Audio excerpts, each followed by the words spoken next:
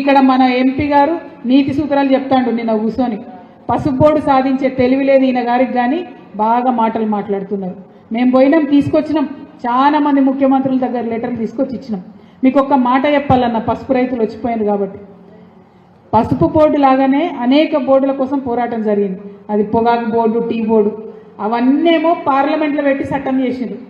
Only పసుపు board అంటే ఎంత తేలిక అంటే, ఎంత అలుసు అంటే, ఎంత చులకన అంటే, కేవలం గజెట్ ఇచ్చి పెడేసారు అంతే.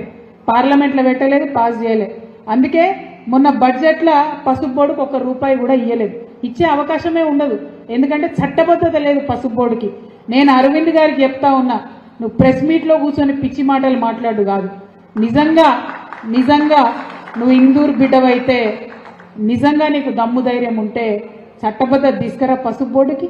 పసుపు ధర తగ్గినప్పుడు రైతులను ఆదుకో, పసుపు కొత్త ప్రయత్నాలు చేయి, ఇంకా ఇంప్రూవ్ చేయి. తక్షణమే నువ్వు బాండ్ పేపర్ రాసిచ్చినా కూడా మరి ఇన్నేళ్ళైంది ఇయ్యలేదు, ప్రజలైనా నిన్ను క్షమించిండ్రు. ఇప్పటికన్నా కనీసం సిగ్గు తెచ్చుకొని ఆ పసుపు బోర్డు పాస్ చేయించు పార్లమెంట్లో. చట్టబద్ధత తీసుకురా, దానికి పనికొచ్చే పనులు చేయి. అంతేగాని ప్రెస్ మీట్ పెట్టి పిచ్చి పిచ్చి మాటలు మాట్లాడితే ఇది ముంగటి బీఆర్ఎస్ కాదు బాబు. నేనైతే మా కార్యకర్తలను ఆపలేని పరిస్థితి ఉంటుంది. కాబట్టి ఒళ్ళు దగ్గర పెట్టుకోవాలని చెప్పి కూడా అరవింద్ గారికి నేను హెచ్చరిక చేస్తా ఉన్నా.